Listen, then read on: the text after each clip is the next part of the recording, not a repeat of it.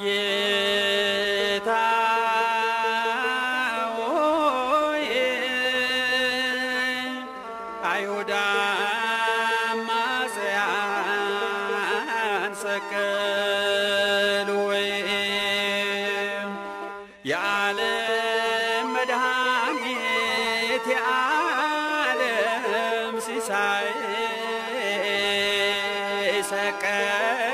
ሰቀሉኝ የዓለም መድኃኒት የዓለም ሲሳይ ሰቀሉኝ። በስመ አብ ወወልድ ወመንፈስ ቅዱስ አሐዱ አምላክ አሜን። እንኳን ለ2016 ለስቅለተ ክርስቶስ በሰላምና በጤና አደረሰን አደረሳችሁ። በቅዱስ መስቀሉ እንዲባርከን በረከተ መስቀሉን እንዲያድለን ቅዱስ ፈቃዱ ይሁንልን። ስቅለተ ክርስቶስን ወንጌላውያን በስተመጨረሻ ወንጌላቸው ላይ ዘግበውት ጽፈውት እናገኘዋለን። ዛሬ አንዱ ተሰቅሎ ዓለም ሁሉ የዳነበት መድኃኒት መስቀል የተሰቀለበት ተስፋ አበው የተፈጸመበት አዳም ከነ ልጅ ልጁ የዳነበት ወደ ቀደመ ክብራችን ቦታችን ማይረጋችን የተመለስንበት ወሶበን ዘጸሩንነ ለእግዚአብሔር ተሳሃለነ በሞቱ ሁሉ ጠላቶቹ ሳለን በልጁ ሞት ይቅርታን ያገኘንበት ይህ በዕለተ ሪት ሰማዕከ ወበዕለተ መድኃኒት ረዳእከ በተወደደ ሰዓት ሰማሁ በማዳን ቀን ረዳሁ ሐዋርያው የመዳን ቀን ዛሬ ነው እርሱም አሁን ነው ብሎ እንደገለጠው ዛሬ የመዳን ቀን ነው፣ የእርቅ ቀን ነው፣ የሰላም ቀን ነው፣ የፍቅር ቀን ነው። ቅንዋተ ደዊሁን አስረ ርግዘቱን ጸዊረ መስቀሉን ሰተየ ሐሞቱን 13ቱን ሕማማተ መስቀል 7ቱን አጽሐተ መስቀል የምናስብበት ዕለት ነው። አንደኛ ቆሮንቶስ ምዕራፍ 1 ቁጥር 23 እስመ አይሁድኒ ታምረ ይስአሉ ሰብአ ጽርኒ ጥበበ ይሐስሱ ንነሰ ንሰብክ ክርስቶስ ኀዘ ተሰቅለ ለአይሁድኒ ይመስሎሙ ዘንጌኪ ወለአረምኒ ይመስሎሙ ዘነአብድ። የአይሁድ ምልክትን ይሻሉ፣ የግሪክ ሰዎችም ጥበብን ይፈልጋሉ። እኛ ግን የተሰቀለው ክርስቶስን እንሰብካለን። ይህም ለአይሁድ ሞኝነት ለአረማውያንም ስንፍና ነው። ለእኛ ግን የእግዚአብሔር ኃይል የእግዚአብሔር ጥበብ ነው። እስመ ነገረ መስቀሉሰ እበድ ውእቱ በኀበ ጉላን ወበኀበ ይነሣ ለእለድህና ይለ እግዚአብሔር ውእቱ።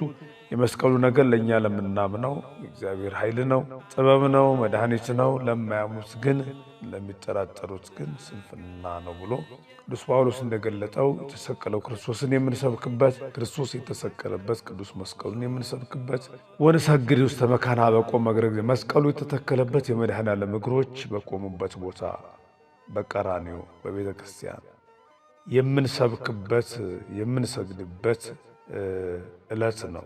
ወገብረ መድኃኒተ በማእከለ ምድር የዓለም ማዕከል በሆነች ንብረታ ዋኪላ በተባለችው ለክርስትናው ሕይወት ለቅዱስ መስቀሉ የመስቀል አደባባይ በሆነች በቀራንዮ በኢየሩሳሌም መድኃኒትን አደረገ ብሎ አባታችን ቅዱስ ዳዊት አስቀድሞ ስለ ዛሬው ስለ ስቅለተ ክርስቶስ አስቀድሞ የተናገረው ነበር። ይህም ዛሬ ተፈጸመ።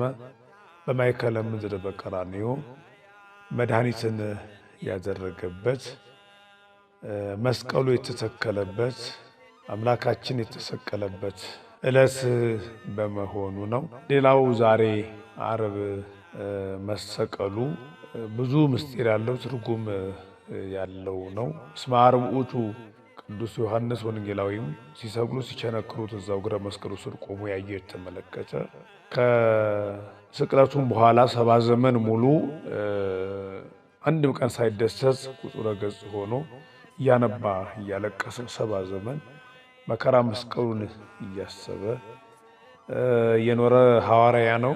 ስለዚህ ያየውን የሰማውን የተመለከተውን እዛው መስቀሉ ስር ቆሞ ስለነበረ ቅዱስ ዮሐንስ ዕለቱንም ያስታውሰናል። እስመ ዓርብ ውእቱ የዮሐንስ ወንጌል ምዕራፍ 19 ቁጥር 31 ላይ የማዘጋጃ ቀን ነበረና ነው የሚለው። ጌታችን የተሰቀለው እንግዲህ ዓርብ 6 ሰዓት ነው። ማርቆስ 3 ሰዓት ይላል። ከሌሎች ወንጌላውያን ለየት ያለ አጻጻፍ አለው። 3 ሰዓት ላይ ተሰቀለ ማለቱ እንግዲህ መተርጉማን አባቶቻችን ይህን ሲያስታርቁት አይሁድ መስቀሉን 3 ሰዓት ስላዘጋጁት 3 ሰዓት አለ። እንዲሁም ጲላጦስ ይሰቅሉት ዘንድ አሳልፎ 3 ሰዓት ሰጥቷቸው ነበረና ይህንን ሲመለከት ነው ብለዋል። ከትናንትና ሐሙስ ማታ 3 ሰዓት ጀምሮ ሌሊቱን ሙሉ አንዴ ወደ ጲላጦስ አንዴ ወደ ሄሮድስ ሲያመላልሱ ሲያንገላቱት ያደሩት ሁለቱ ነገሥታት ተጣልተው ነበረና በክርስቶስ መከራ መቀበል እንግዲህ ከአንዱ ወደ አንዱ በመመላለሱ እንግዲህ አስታርቋቸዋል። ገና ሳይሰቀል ወደ መስቀል ላይ ሳይወጣ እንግዲህ አስቀድሞ የማዳን ስራውን እንግዲህ ሰርቷል። የተጣሉት ሁለቱ ነገሥታት እንደታረቁ ወንጌሉ ይነግረናል። በነግ ዓርብ ሲነጋ በነግ ስለኛ ተወቅሷል፣ ተከሷል። 3 ሰዓት ላይ በጲላጦስ አደባባይ ቆሟል። መጠውኩ ዘባኔ ለቅስፈት ጀርባዬን ለጅራፍ አሳልፌ የሰጠሁ ብሎ በነቢዩ ላይ አድሮ የተናገረውን ፈጽሞታል። 6666 ጊዜ ተገርፏል። ስጋው አልቆ አጥንቱ 1 2 3 ተብሎ እስከሚቆጠር ድረስ የተገረፈው እንግዲህ በአይሁድ ልማድ የሚገረፈው አይሰቀልም፣ የሚሰቀለው አይገረፍም። ክርስቶስ ግን ሁለቱንም በደል የፈጸሙበት ገረፉትም ሰቀሉትም። የሁሉ እኛን ለመካስ ነው። በሲኦል አለንጋ እየተገረፍን በረሃብ አለንጋ በሞት በፍዳ በስቃይ አለንጋ እየተገረፍን በመንጸፈ ደን ወድቀን በእግረ አጋንንት ተጠቅጥቀን ኖር የነበረውን እኛን ለመካስ ለእኛ ሲል አምላካችን ተገርፏል። 6 ሰዓት ላይ ተሰቅሏል። 9 ሰዓት ላይ በፈቃዱ በስልጣኑ ቅድስት ነፍሱን ከቅዱስ ስጋው ለይቷል። 11 ሰዓት ላይ ነፍስ የተለየው መለኮት የተዋህደው ስጋ ወደ መቃብር በአካለ ነፍስ ወደ ሲኦል ወርዶ ሲኦልን ባዶ አድርጎ ነፍሳትን ፈቶ ሰላምን የምስራች ብሎ እንግዲህ ሰላም ለኩልክሙ ብሏቸዋል። ሰላምን ሰብኮላቸዋል፣ አውጆልናል። ቅዱስ ጳውሎስም ይህንን ሲገልጥ ወገብረ ሰላም በደመ መስቀሉ ለእለ በሰማይ ወለእለ ምድር፣ በሰማይ በምድር ላሉት ሁሉ በሲኦል ላሉት ሁሉ ሰላምን የምስራች ብሎ ሰበከ። በመስቀሉ ደም ሰላምን አደረገ ይላል።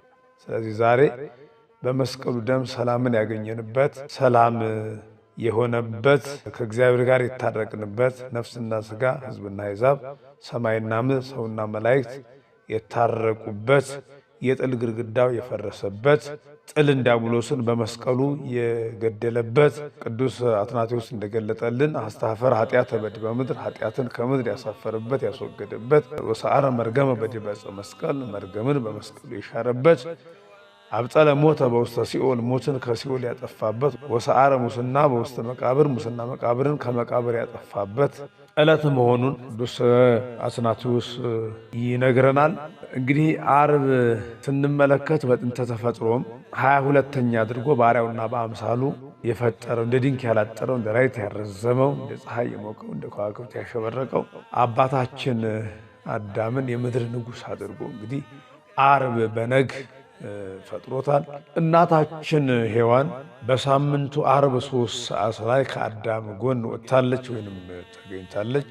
ዓርብ ጠዋት የተፈጠረው አባታችን አዳም ዓርብ በ6 ሰዓት የፈጣሪውን ሕግ ተላልፏል።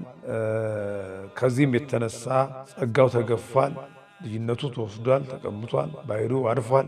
ገነትን ያህል ቦታ እግዚአብሔርን ያህል ጌታ አጥቷል። በመንጸፈ ደን ወድቋል። በእግረ አጋንንት ተጠቅጥቋል። በሞተ ሥጋ ሞተ ነፍስ በርደተ መቃብር ርደተ ገሃነም ተፈርዶበታል። ጌታችንም 6 ሰዓት ላይ መሰቀሉ አዳም በ6 ሰዓት በድሎ ነበረና በ6 ሰዓት ተሰቅሎ የበደለው አዳምን ለማዳን መሆኑን ለመግለጥ ነው። ሌላው በዕለተ ዓርብ የመሰቀሉ ትልቁ ዋናው ምስጢር አዳም በዕለተ ዓርብ ተፈጥሮ በዕለተ ዓርብ ሕጉን ተላልፎ በድሎ ከገነት ተባሮ ነበረና በወጣበት ቀን ወደ ገነት ለመመለስ መድኃኒታችን ኢየሱስ ክርስቶስ በዕለተ ዓርብ ተሰቅሏል። ሌላው ይህንን ስቅለተ ክርስቶስን በማስመልከት ቅዱስ ዮሐንስ አፈወርቅ በቅዳሴው ላይ እንዲህ ብሎ ይናገራል። የተሰበሰብን እኛ የማይታመመው የእርሱን ሕማሙን እናገራለን፣ የማይሞት የእርሱን ሞት እናገራለን። ከደቀ መዛሙርቱ ጋር በመጣባት በዚያች ሌሊት በአባቱ ፈቃድ በራሱ ፈቃድ ሰውነቱን ለሞት ሰጠ። ሁሉን የያዘውን ያዙት፣ ሁሉን የሚገዛውን አሰሩት፣ የሕያው የአምላክን ልጅ አሰሩት፣ በቁጣ ጎተቱት፣ በፍቅር ተከተላቸው። በሚሸልተው ፊት እንደማይናገር እንደ የዋህ በግ በኋላቸው እየተቀጠለ ወሰዱት። ሊቃነ መላእክት በመፍራት በመንቀጥቀጥ ከፊቱ የሚቆሙለትን በአደባባይ አቆሙት። ኃጢአትን ይቅር የሚለውን አሉት። በመኳንንት በሚፈርደው በእርሱ ፈረዱበት። ለሱራፌል ዘውድ የሚያቀዳጃቸው የሾክ ዘውድ አቀዳጁት። ለኪሩቤል የግርማ ልብስ የሚያለብሳቸውን ለመዘበት ቀይ ግምጃ ለበሱት። ኪሩቤል በእሳት ክንፍ ተሸፍነው ከፊቱ የሚሰወርለትን እርሱን ክፉ ባሪያ እጁን አጽንቶ ፊቱን ጸፋው። የመላእክት ሰራዊት በፍጹም መደንገጥ ለሚሰግዱለት እየዘበቱበት በፊቱ ተንበረከኩ። ይህን ያህል ትሕትና እንደምን ያህል ትሕትና ነው! ይህን ያህል ትዕግሥት እንደምን ያህል ትዕግሥት ነው!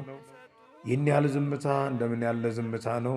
ይህን ያህል ቸርነት እንደምን ያህል ቸርነት ነው! ይህን ያህል ሰውን ማፍቀር እንደምን ያህል ፍቅር ነው! ፍቅር ሰሃቦ ለወልደ አምላክ ሕያው ወአብጽሖ እስከ ለሞት። ፍቅር የአምላክን ልጅ ከዙፋኑ ሳበው እስከ ሞትም አደረሰው። በደል የሌለበትን እንደ በደለኛ ሰቀሉት። ሕይወትን የሠራውን ከበደለኞች ጋር ቆጠሩት። አዳምን የፈጠሩ እጆች በመስቀል ተቸነከሩ። ኦ አይዳው ለላህኳው ለአዳም ተቀነዋ በቅንዋተ መስቀል። ኦ አይጋር ለአንሶ ሰባ ውስተ ገነት ተቀነዋ በቅንዋተ መስቀል። አዳምን የፈጠሩ እጆች በመስቀል ቀኖት ተቸነከሩ።